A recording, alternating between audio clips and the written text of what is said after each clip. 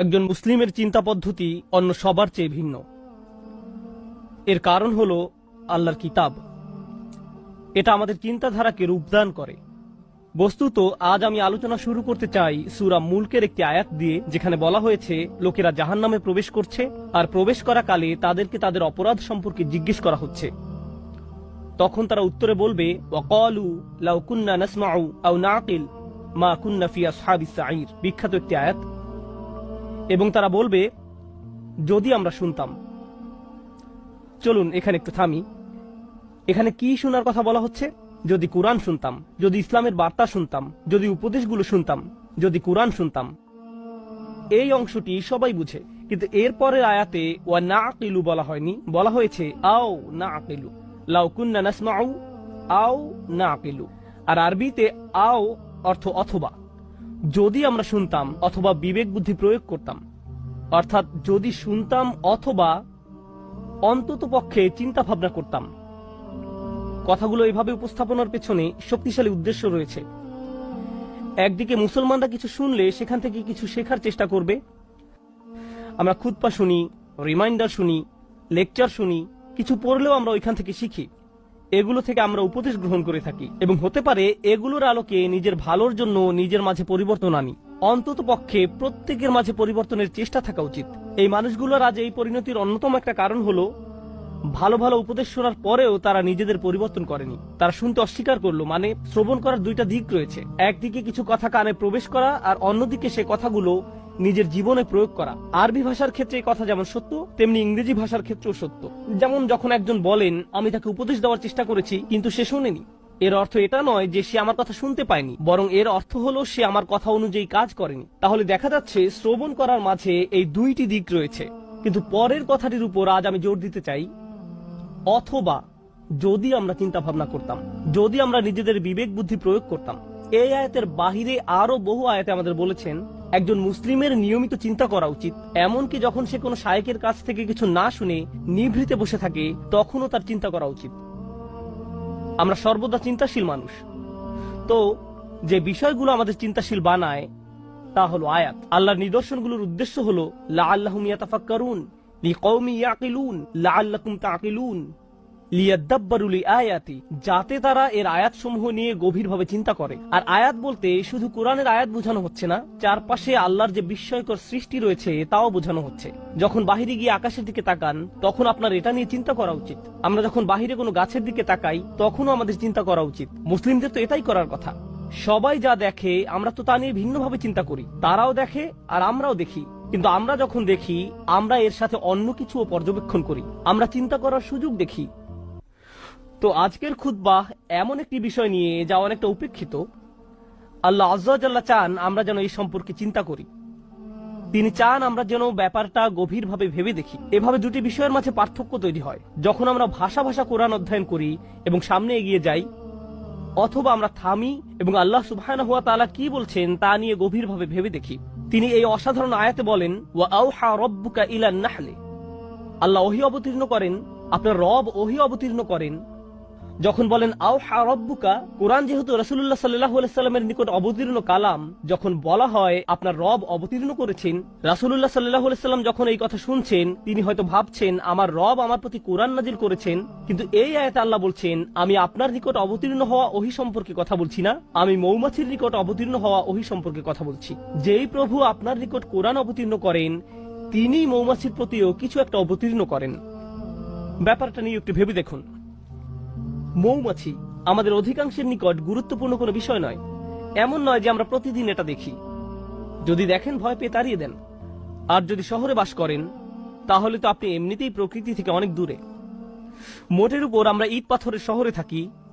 আল্লাহর সৃষ্ট বিস্ময়কর প্রকৃতির সাথে আমাদের সাক্ষাৎ হয় কদাচিৎ। যে একটি সৃষ্টিকে এখনো এড়ানো যায় না তা হলো আকাশ। আকাশ সব সময় উপস্থিত। যারা ব্যস্ত শহরে বাস করেন, তাদের এমনকি উপরের দিকে তাকানোরও সময় থাকে না। তারা আশেপাশে তাকান, বাসে যাতায়াত করেন, তারা এমনকি আকাশও দেখেন না। তাহলে আমরা কি নিয়ে ভাববো? আমরা এমনকি নিজেদের জন্য চিন্তা করার সময় পাই না, বা আল্লাহ আমাদের যা নিয়ে চিন্তা করতে বলেন তা নিয়েও ভাববার সময় পাই না। তো এই খুতবাতে আমি আপনাদের এমন জিনিস নিয়ে চিন্তা করতে বলবো যা আমরা সম্পূর্ণরূপে উপেক্ষা করি। একটি মৌমাছি। বিশেষ করে আল্লাহ আজ্জা ওয়াজাল্লাহ তার রাসূল সাল্লাল্লাহু আলাইহি সাল্লামকে বলেন, এমন এক ধরনের ওহী আছে যা আমি আপনার নিকট অবতীর্ণ করিনি, করেছি মৌমাছির প্রতি। সুবহানাল্লাহ। আমাদেরকে মৌমাছি নিয়ে চিন্তা করতে হবে, কারণ কোরআনে আল্লাহ যা কিছু বলেছেন সবকিছু আমাদের হেদায়েতের জন্য। তাই একজন বিশ্বাসী হিসেবে এই ক্ষুদ্র সৃষ্টির প্রতি আমাদের এখন অন্যরকম একটা শ্রদ্ধা তৈরি হয়েছে, কারণ আল্লাহ বর্ণনা করেছেন এই ক্ষুদ্র সৃষ্টি আল্লাহর ওহী গ্রহণ করে থাকে। আল্লাহ এমন কথা গরু সম্পর্কে বলেননি, তিনি এমন কথা উট সম্পর্কেও বলেননি, তিনি পাখি সম্বন্ধেও এমনটি বলেননি। ওই প্রাণীগুলোর কথাও তিনি উল্লেখ করেছেন, তিনি বহু প্রাণীর নাম উল্লেখ করেছেন কোরআনে। অন্য অনেক সৃষ্টির কথা কোরআনে এসেছে, কিন্তু ওহীর ব্যাপারটি যা আমাদের মনোযোগকে বিশেষভাবে আকর্ষণ করেন, এই সৃষ্টির মাঝে বিশেষ কিছু রয়েছে যার দরুন আল্লাহ আমাদেরকে এর প্রতি মনোযোগ দিতে বলেছেন। আর এটা একটা ভাবনার বিষয়। প্রকৃতপক্ষে যদিও এটা আজকের খুতবার বিষয় নয়, ব্যক্তিগতভাবে কয়েক মাস পূর্বে যখন আমি এই আয়াত নিয়ে গবেষণা করছিলাম, আমি মৌমাছির উপর নির্মিত 5-6টা ডকুমেন্টারি দেখেছিলাম। কারণ আল্লাহ চান আমরা যেন এই জীবটাকে কদর করি। আল্লাহ একে ওহী দিচ্ছেন, তাই এই প্রাণীটি যাই করুক না কেন তার সাথে ওহীর একটা সম্পর্ক আছে। এটি ওহীর দ্বারা অনুপ্রাণিত হয়ে কাজ করে। আমি মৌমাছি সম্পর্কে বেশি কিছু জানতাম না, তাই আমাকে এই বিষয়ে অধ্যয়ন করতে হয়েছিল। আমি এই অধ্যয়নকে ইসলামী অধ্যয়ন মনে করি। ডকুমেন্টারি দেখে দেখে মৌমাছির জীবন প্রণালী শেখা এবং নোট করা আমার জন্য এটা আল্লাহর দ্বীন অধ্যয়ন করার নামান্তর। কারণ এই বিষয়টা নিয়ে আল্লাহ আমাদেরকে চিন্তা করতে বলেন। আল্লাহর এই কিতাব থেকে জ্ঞান এবং প্রজ্ঞা অর্জন করতে হলে আমাদের দৃষ্টিভঙ্গির প্রসারতা থাকা জরুরি। যাই হোক, এই আয়াতে আল্লাহ বলেন, আনিত্তাখিযি মিনাল জিবালি বুয়ুতা। আল্লাহ মৌমাছির প্রতি ওহী নাজিল করেন। ইত্তাখিযি এর অর্থ সরাসরি আদেশ। ইত্তাখিযি এখানে প্রত্যাশিত ভাষা হওয়ার কথা ছিল আনতাত্তাখিযা মিনাল জিবালি বুয়ুতান, পাহাড়ে। এর বাসা নির্মাণ করা উচিত পাহাড়ে। ওয়া মিনাশ শাজারি এবং গাছে।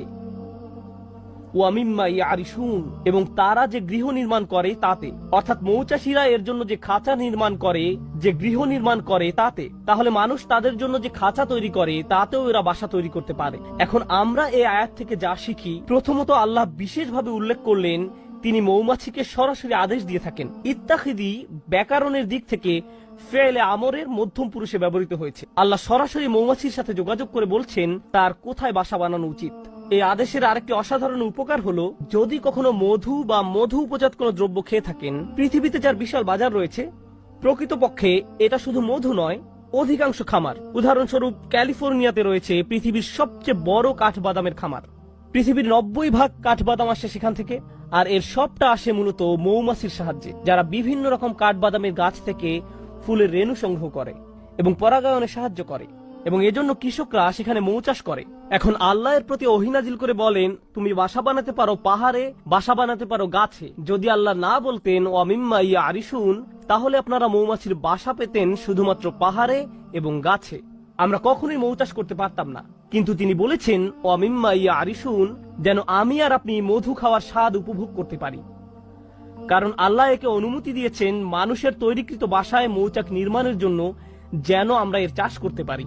ব্যাপারটা নিয়ে একবার ভেবে দেখুন। এই ভাবনা আমাদেরকে এই সত্য অনুধাবন করতে সাহায্য করে যে আল্লাহর সৃষ্টি জগৎ থেকে যত কিছু আমরা উপভোগ করতে পারছি, এর কারণ আল্লাহ এদেরকে সরাসরি আদেশ করেছেন আমাদের সেবা করার জন্য। এই ক্ষেত্রে মৌমাছিকে আদেশ করা হয়েছে আমাদের সেবা করার জন্য। তাই যখন মানুষ মৌ বক্স নির্মাণ করে, তুমি তাকে নিজের বাসা হিসেবে গ্রহণ করে নাও। কিন্তু আজ আসলে যে বিষয়টা নিয়ে কথা বলতে চাই তা হলো এই ক্ষুদ্র সৃষ্টি থেকে কিছু পথ নির্দেশনা। শুধু এই সৃষ্টির কদর করা নয়, বরং কিছু হিদায়াত। আর আমি এমন কিছু শিক্ষা এর কাছ থেকে পেয়েছি যা আমাকে সম্পূর্ণ হতবুদ্ধি করে দিয়েছে। আমি রাসূলুল্লাহ সাল্লাল্লাহু আলাইহি সাল্লামের একটি হাদিস পেয়েছি, ওয়াল্লাযী নাফসি বিয়াদিহি, আমি সেই সত্তার শপথ করে বলছি যার হাতে আমার প্রাণ।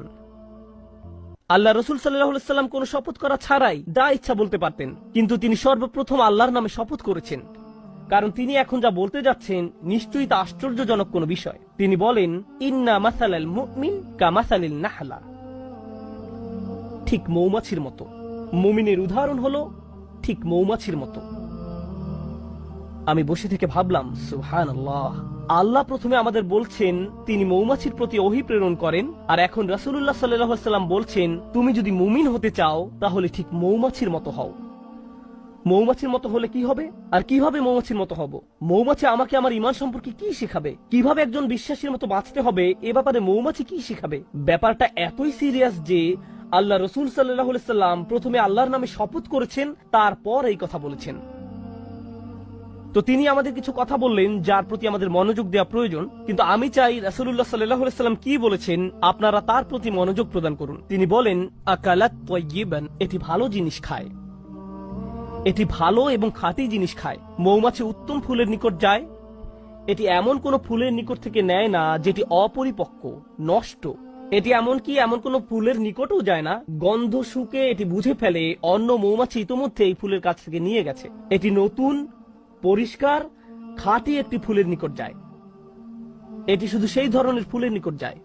আমাদের ঈমানের প্রথম যে ব্যাপারটি এখানে হাইলাইট করা হয়েছে তা হলো যে রিজিকের আমরা সন্ধানে বেরিয়ে পড়ি। শুধু যে খাদ্য আহার করি তাই নয়, বরং যে রিজিকের পেছনে ছুটি, যে চাকরি আপনি পাবেন, যে ব্যবসা আপনি শুরু করবেন, যে টাকা আপনি কামাবেন এবং যে খাদ্য আপনি আহার করবেন, সব কিছুতে খাঁটি জিনিসের সন্ধান করুন। এমন জিনিসের অনুসন্ধান করুন যা খাঁটি, যা পবিত্র। সর্বোত্তম জিনিসের খোঁজ করুন। আর জানেন তো, মৌমাছি সবচেয়ে ভালো ফুল না পাওয়া পর্যন্ত খুঁজতে থাকে। তাই আমাদেরও সেরাটা অর্জন করতে হবে। ফালিয়ুতিনহু, একজন মুমিনের দৃষ্টিভঙ্গি এমনই, তার উচিত দক্ষতা অর্জন করা। আপনাদের সবাই যখন কিছু করবেন তাতে দক্ষতা অর্জন করুন। আপনার উচিত সেরা হওয়া, এটাই মৌমাছি করে। সে সেরা ফুলের সন্ধানে থাকে, এটাই মৌমাছি করে। এটাই প্রথম শিক্ষা। তারপর তিনি বলেন, অওয়াদাআ তাইয়িবান, এটি উত্তম উপায়ে বসে। যেভাবে এটি ফুলের উপর বসে তা খুব সুন্দর। ব্যাপারটা ভালো এবং খাঁটি। আর আপনাকে এ সম্পর্কে গবেষণা করতে হবে। মৌমাছি নিয়ে গবেষণা না করলে তো এটা আপনি জানতে পারবেন না। মৌমাছি নিয়ে অধ্যয়ন করলে জানতে পারবেন তারা শুধু সে ফুলের কাছেই পরাগ নিয়ে যায় যে ফুলের পরাগ দরকার। মৌমাছি যখন কোনো ফুল থেকে মধু নিতে যায়, তারা ওই ফুল থেকে মধু নিবে না যদি না তারা ওই ফুলকে আরো বেশি কিছু দেয়। তারা একে জীবন দিবে, পরাগ দিবে। আমাদের সবার জীবনে বিভিন্ন রকম সম্পর্ক রয়েছে, ঠিক যেমন মৌমাছির ফুলের সাথে সম্পর্ক রয়েছে। আমাদের প্রত্যেকের সম্পর্ক রয়েছে। আপনার আমার প্রতিটি সম্পর্কের ক্ষেত্রে আপনি কিছু নেন এবং কিছু দিয়ে থাকেন। আপনার বিবাহের ক্ষেত্রে আপনি কিছু দিয়ে থাকেন এবং কিছু নিয়ে থাকেন। যখন আপনি পিতা বা মাতা হন, যখন আপনি একজন শিক্ষক, তখনও আপনি কিছু দিয়ে থাকেন এবং কিছু নিয়ে থাকেন। যখন আপনি কারো চাকরি করেন বা মালিক পক্ষের হয়ে থাকেন, তখনও কিছু নিয়ে থাকেন এবং কিছু দিয়ে থাকেন। কিন্তু মৌমাছি যা কিছু নেয় তার চেয়ে অনেক বেশি দিয়ে থাকে। এটি নেওয়ার চেয়ে দেয় অনেক বেশি। আর যা প্রদান করে তা গ্রহীতার জীবনকে উন্নত করে। আর যা নিয়ে যায় তা গ্রহীতার কোনো ক্ষতি করে না। এটি ফুল থেকে যা নেয় তা ফুলের কোনো ক্ষতি করে না। ওয়াদাআ তাইয়িবান, এটি ফুলের উপর পা গুলো রাখে খুব সুন্দর করে। প্রসঙ্গত, ফুলের খুব কোমল জায়গায় মৌমাছিকে বসতে হয়। ফুলের তুলনায় মৌমাছি ভারী একটা জীব। যদি সে তার সম্পূর্ণ ওজন ফুলের ওই কোমল জায়গায় রাখে তাহলে এটি ভেঙে যেতে পারে। তাই এটি ভাসতে থাকে, পুরো ওজন ফুলের উপর রাখে না। এটি পাখাগুলোকে ঝাপটাতে থাকে যেন সম্পূর্ণ ওজন ফুলের উপর না রাখতে হয়। আমরা এখান থেকে কি শিখছি? আপনার একটি সম্পর্ক আছে, কিন্তু আপনি শুধু দাবি করতে থাকেন, চাইতে থাকেন। তারপর এক সময় আপনার প্রিয় বন্ধু, আপনার কর্মচারী, আপনার স্বামী বা স্ত্রী, তাদের ধৈর্যের বাঁধ ভেঙে যায়। আপনার কিছু জিনিস দরকার, হ্যাঁ আমি একমত, কিন্তু অতিরিক্ত নিতে যাবেন না। তাদেরকে এমন চাপে ফেলবেন না যে তারা ভেঙে পড়বে। আর যদি কিছু চান তাহলে বেশি করে প্রদান করুন। তার জন্য কিছু নিয়ে আসুন, তারপর দাবি করুন। আর যখন চাইবেন কম করে চান, জাস্ট যতটুকু দরকার, যতটুকু প্রয়োজন। তাহলে ওয়াদাআ তাইয়িবান, আচ্ছা এটা সুন্দরভাবে বসে, ভালো একটি জায়গা খুঁজে নিয়ে বসে, এটা সুন্দরভাবে আহার করে। এর আরেকটি উপকার হলো, যদি অন্য কোনো মৌচাকের মৌমাছি পাশ দিয়ে অতিক্রম করে এবং দেখে যে একটি মৌমাছি এই ফুল থেকে আহার করছে, তখন সে এখানে এসে কোনো ঝামেলা বাঁধায় না। কারণ যদি দুইটি আলাদা মৌচাকের মৌমাছি একটি ফুলের উপর গিয়ে বসে, তখন ফুলের ক্ষতি হয়ে যায়, এর আর পরাগায়ন হয় না, ফুলটি এর ফলে মারা যায়। তাই মৌমাছি ব্যাপারটা বুঝতে পারে। সে জানে যে এই ফুলের সাথে ওই মৌচাকের সম্পর্ক গড়ে উঠেছে, আমার আর এর কাছে যাওয়া উচিত নয়। এবং গন্ধ শুঁকে বুঝতে পারে। এরপর সে অন্য আরেকটি ফুলের নিকট যায় যাকে স্পর্শ করা হয়নি এখনো। আর আমরা কি করি? কেউ একটা দোকান খুললো, আরেকজন দেখে ভাবলো ভালো ব্যবসা, আমারও ঠিক একই রকম একটা দোকান দিতে হবে রাস্তার ওই পাশে। আর ওই লোকের সব কাস্টমার নিয়ে যায়। যখনই কোনো কাস্টমার ওই ব্যক্তির দোকানে যেতে নেয়, এই ভাই এদিকে আসেন, আপনাকে একটা জিনিস দেখাই, আমরা কি করি? আরো শত শত জায়গা আছে যেখানে আমি দোকান দিতে পারি। আল্লাহ রিজিক প্রশস্ত, আমাকে তার প্লেটের ভাত নিজের প্লেটে তুলে নিতে হবে না, কিন্তু এটাই আমরা করি। মানুষ এমন কৃপণের কৃপণ। আমি এমন মুসলিম চাকরিজীবীর কথা জানি যারা অনেক টাকা কামায়, আমি এমন ডাক্তারদের কথা জানি যারা যথেষ্ট টাকা আয় করে, তারপর হয়তো কোনো মেডিকেল কলেজের ছাত্র যে হাসপাতালে ইন্টার্নশিপ খুঁজছে, আর এই ডাক্তার তার জন্য সুপারিশ করে না, কারণ হয়তো 5 বছর পরে সে আমার চেয়ে বেশি আয় করবে। আমি এটা চাই না। এভাবে আমরা একে অন্যকে সাহায্য করতে চাই না। অথচ একজন বিশ্বাসীর মনোভাব হওয়া উচিত ছিল এরকম, আচ্ছা সে তার রিজিক এখানে আয় করছে, আমার উচিত অন্য কোনো জায়গায় যাওয়া, আমার তার রিজিকে ভাগ বসানোর দরকার নেই, পুঁজিবাদী সমাজের মতো গলা কাটার দরকার নেই। আপনি এই দুনিয়াতে অন্য মানুষের রিজিক দখল করে নিজের টাকা আয় করতে আসেননি। আমি শুধু আমার লাভ বুঝি, আমি এছাড়া অন্য কিছু বুঝি না। সুবহানাল্লাহ। আর নবী সাল্লাল্লাহু আলাইহি সাল্লাম বলেন, ওয়াকাআত ফালাম তাকসির, এটা বসে কিন্তু ভেঙে ফেলে না, এটা দাবি করে এবং নিজেরটা নেয় কিন্তু ভাঙে না। এটা নেয় সর্বোত্তম পন্থায়। আহার করার কি এক মহৎ পন্থা, বাঁচার কি এক মহৎ পন্থা। আমাদের ক্ষেত্রে ব্যাপারটা শুধু টাকার সাথে জড়িত নয়, সম্পর্কের ক্ষেত্রেও এমনটা ঘটে। আমাদের সকল সম্পর্কের জন্য এখান থেকে যা শিখছি, যদি আমরা সত্যই মৌমাছির কাছ থেকে কি শিক্ষা নিব তা বুঝতে পারি, যে শিক্ষাটা উপলব্ধি করার প্রতি রাসূলুল্লাহ সাল্লাল্লাহু আলাইহি ওয়াসাল্লাম এত বেশি জোর প্রদান করেছেন, তাহলে আমাদের বুঝতে হবে আমি কি আমার বাচ্চাদের উপর অনেক বেশি প্রেসার দিচ্ছি? আমি কি আমার পিতামাতার কাছ থেকে অনেক কিছু দাবি করছি? আমি কি আমার স্বামীর কাছ থেকে বেশি কিছু দাবি করছি? আমি কি আমার স্ত্রীর কাছে অনেক কিছু আশা করছি? আমি কি আমার বন্ধুর কাছে অনেক অনেক কিছু চাচ্ছি? আমি কি আমার কর্মচারীদের উপর অনেক বেশি কঠোর? আমি কি আমার শিক্ষককে অনেক বেশি জ্বালাতন করছি? আপনাকে এই প্রশ্নগুলো করতে হবে, কারণ আপনি মৌমাছির মতো হতে চান। তারপর সবশেষে তিনি বলেন, ওয়ালাম তুফসিদ, ওয়ালাম তুফসিদ, এবং এটি কোনো দূষণ তৈরি করে না। মৌমাছিদের একটি উল্লেখযোগ্য ব্যাপার হলো, যে ফুলের কাছে তারা মধু আহরণ করতে যায় তা নিজেদের বাসা থেকে অনেক দূরে, সুতরাং তারা অনেক দূর পথ ভ্রমণ করে, কখনো কখনো তা কয়েক মাইলও হয়ে থাকে। এরপর তারা নিজেদের মৌচাকে ফিরে আসে। আর মৌচাক শুধু তার নিজের বাসা নয়, তার বিশাল প্রতিবেশী রয়েছে, সবাই এই মৌচাকে বাস করে। আল্লাহ তাদেরকে বিশেষ ধরনের নাচ শিখিয়েছেন। একটি নির্দিষ্ট নিয়মে তারা বাতাসে ভাসতে থাকে, যা অন্য মৌমাছিদের জন্য অন্য ফুলের পথ বাতলে দেয়। দেখো, আমি আমার নিজের জন্য কিছু রিজিক পেয়েছি, তোমরাও অমুক অমুক ফুল থেকে উপকার পেতে পারো, আমি তোমাদেরকে সেই রাস্তা দেখিয়ে দিচ্ছি। এটা তখন তাদেরকে পথ দেখায়। এর নাম হলো বি ড্যান্স। জনপ্রিয় পরিভাষা হলো বি ড্যান্স। তারা অন্য মৌমাছির সামনে এই নাচ দেখাতে থাকে, যেন অন্যরাও থেকে মধু আহরণ করতে পারে, যেন তারাও খেতে পারে। এভাবে তারা নিজেদের সমাজ তৈরি করে, একসাথে তারা নিজেদের মৌচাক নির্মাণ করে। তো এটা বুঝতে পারে যে যখন কেউ কোনো কিছু থেকে উপকার পেয়ে থাকে, এটা কোনো প্রতিযোগিতা নয়। যদি সে অন্যদের উপকার পাওয়ার সুযোগ করে দেয়, এর মাধ্যমে আসলে সবাই উপকৃত হয়। আমি নিজে নিজে একটি মৌচাক নির্মাণ করতে পারবো না, আমাদের সবাইকে এর জন্য কাজ করতে হবে। পক্ষান্তরে মুসলিম সমাজে কি হয়, যখন আমাদের ঈমান থাকে না, যখন কেউ উন্নতি করে আমরা হিংসুক হয়ে পড়ি। তাহলে কাউকে বলতে চান না কিভাবে এই উন্নতি করলেন। আচ্ছা, আপনার দোকানের সাপ্লাই কোথা থেকে পান? আমি জানি না, ভুলে গেছি। আচ্ছা, আপনার চাকরির জন্য কোথায় আবেদন করেছেন? আপনার রিজিউমি কেমন? আমি জানি না, ফাইলটা হারিয়ে ফেলেছি। আপনি কাউকে সাহায্য করতে চান না, এটা হলো প্রতিযোগিতা। আমি কেন প্রতিযোগিতায় আরেকজনকে সাহায্য করব? আমি কেন তাকে বোর্ড কমিটিতে সিট পেতে সাহায্য করব? আর রাসূলুল্লাহ সাল্লাল্লাহু আলাইহি সাল্লাম মৌমাছির জীবনের মাঝে সীমাহীন বিজ্ঞতা দেখতে পেলেন, কারণ আল্লাহ তাকে বলেছেন, দেখো আমি মৌমাছির নিকট ওহী প্রেরণ করছি। ওয়া আওহা রাব্বুকা ইলান নাহল, যে পথটা মৌমাছি অনুসরণ করে, আল্লাহ তাকে বলছেন সুবুলা রাব্বিক। মৌমাছি বৃত্ত তৈরি করে দুলতে দুলতে সামনে চলতে থাকে, কিন্তু আমাদের পক্ষে তাদের এই পথ ভ্রমণ দেখা সম্ভব নয়। আর আল্লাহ বলছেন, প্রতিটি বাঘ যে এটি নিয়ে থাকে সেটি তার রবের দেখানো পথ। আল্লাহ তাদের জন্য এই পথটি তৈরি করেছেন, আর তিনি এটাকে জুলুলান বলেছেন। এই আয়াতে যে হাল ব্যবহার করা হয়েছে তা হলো জুলুলান।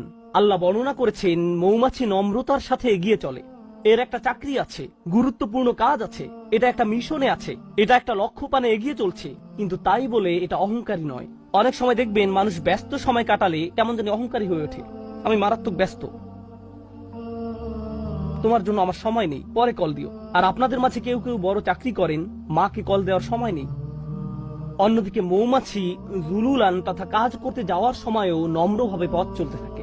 সুবহানাল্লাহ। সব শেষে যা বলতে চাই, আর 2 মিনিট সময় আছে, আমি মৌমাছি নিয়ে শেষ একটি কথা বলতে চাই।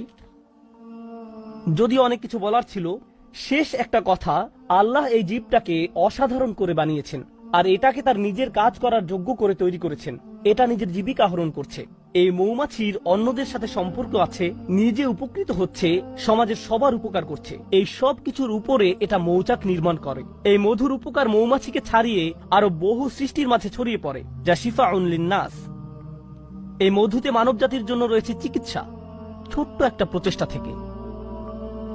আমরা এখান থেকে কি শিখছি? আমরা যদি মুমিনদের একটি সমাজ তৈরি করতে চাই, আমরা যদি পরস্পরের উপকার করতে চাই, আমরা যদি একসাথে ভাই ভাই হয়ে বাস করতে চাই এবং অল্পে তুষ্ট থাকি, আমাদের সম্পর্কগুলোর উপর বেশি চাপ না দিয়ে থাকি, এর ফলে আমরা যে সমাজ নির্মাণ করব, এতে শুধু নিজেদের উপকার হবে না, বরং মানবতা এর দ্বারা উপকৃত হবে, আরোগ্য লাভ করবে। যদি মৌমাছিদের একটি সমাজ পৃথিবীকে আরোগ্য দান করতে পারে, কত শত রোগ বালাই মধুর মাধ্যমে আরোগ্য লাভ করে। রাসূলুল্লাহ সাল্লাল্লাহু আলাইহি সাল্লাম কর্তৃক সত্যায়িত একটি ওষুধ হলো মধু। আর মধু কখনো তৈরি হয় না যতক্ষণ না মৌমাছির একটি সমাজ একত্রে বসবাস করা শিখে এবং একত্রে কাজ করা শিখে। যদি এই উম্মাহ, যার মৌমাছির মতো হওয়ার কথা, যদি আমরা একসাথে কাজ করা শিখি, একত্রে বসবাস করা শিখি এবং আমাদের নিজস্ব সমাজ তৈরি করি, এর ফলে আমরা শুধু নিজেদের উপকার করব না, আমরা মানব জাতির জন্য আরোগ্য লাভের এক উপায়ে পরিণত হব। কারণ মানব জাতি আজ লোভী হয়ে পড়েছে। সবাই শুধু নিজের চিন্তায় ব্যস্ত। তারা বলে, আগে নিজের চরকায় তেল দাও। আমরা এই গ্রহকে জ্যান্ত সাবার করে ফেলেছি। প্রসঙ্গত, এতে অবাক হওয়ার কিছু নেই। আজ যেহেতু পৃথিবীতে ফিতনা বেড়ে গেছে, পৃথিবীতে আরেকটি ট্র্যাজেডিও লক্ষ্য করা যাচ্ছে। মৌচাকগুলো দিন দিন উধাও হয়ে যাচ্ছে। আল্লাহ আজ্জা ওয়া জাল্লার একটি অন্যতম নিদর্শন হারিয়ে যাচ্ছে এবং এজন্য সব শেষে রাসূলুল্লাহ সাল্লাল্লাহু আলাইহি সাল্লাম বলেন, ওয়ালাম তুফসিদ, এটা ফাসাদ তৈরি করে না, এটা আহার করার মাধ্যমে আরো বেশি জীবন তৈরি করে। যখন মৌমাছি আহার করে, এটি আরো জীবন তৈরিতে সাহায্য করে। আজকের দুনিয়ায় যেভাবে ম্যানুফ্যাকচারিং ইন্ডাস্ট্রিগুলো কাজ করে, যেভাবে আমি আপনি ভোগ করি, আমরা জীবন বৃদ্ধি করি না, বরং আমরা উৎপাদন করি উল্লেখযোগ্য পরিমাণে মৃত্যু ঘটানোর মাধ্যমে। আমরা পৃথিবীতে অনেক বেশি দূষণ তৈরি করি, আমরা অনেক বেশি সামাজিক অপচয় এবং অর্থনৈতিক অপচয় তৈরি করি, আমরা দুনিয়াতে ফাসাদ তৈরি করি। আর রাসূলুল্লাহ সাল্লাল্লাহু আলাইহি সাল্লাম বলছেন, মৌমাছির মতো ভোগ করতে শেখো, যেন পৃথিবীতে ফাসাদ তৈরি করা থেকে বিরত থাকতে পারো, পৃথিবীকে আরো বাসযোগ্য করে তোলো। তোমরা তোমাদেরটা নিতে পারো, কিন্তু এর মানে এটা নয় যে পৃথিবীকে এর জন্য বিশাল মূল্য দিতে হবে, পরবর্তী প্রজন্মকে এর জন্য মূল্য দিতে হবে। আল্লাহ আমাদেরকে এর কদর করতে সাহায্য করুন, আমাদের চিন্তাশীল মানুষে পরিণত করুন। আল্লাহ আমাদেরকে গভীর জ্ঞানপূর্ণ এক ধর্মদান করেছেন। আল্লাহর শপথ, যদি এই ধর্ম নিয়ে চিন্তা করেন, তাহলে এটা অন্যরকম এক বিষয়। আর যদি সারা জীবন ধরে শুধু অনুসরণ করে আসছেন কিন্তু কোনোদিন এই ধর্ম নিয়ে চিন্তা করেননি, তাহলে এটা সম্পূর্ণ ভিন্ন রকম একটা বিষয়। আল্লাহ আমাদের চিন্তাশীল মানুষে পরিণত করুন, ভাবুক মানুষে পরিণত করুন এবং এমন মানুষে পরিণত করুন যারা আসলেই কোরআনের আয়াত নিয়ে চিন্তা করতে পারে এবং